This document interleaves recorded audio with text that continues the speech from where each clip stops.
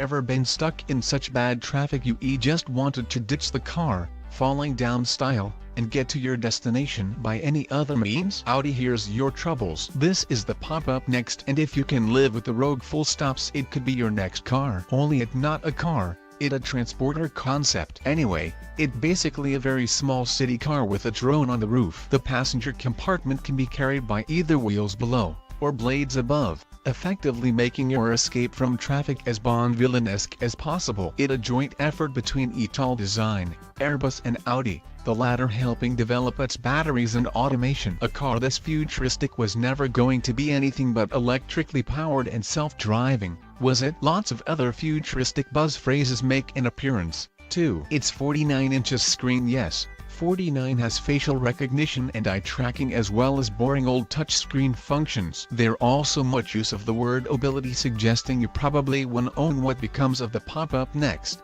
rather borrow one via an app when you need to get to work or home from the pub. Hopefully without all the less pleasant bits of falling down following your escape from gridlock.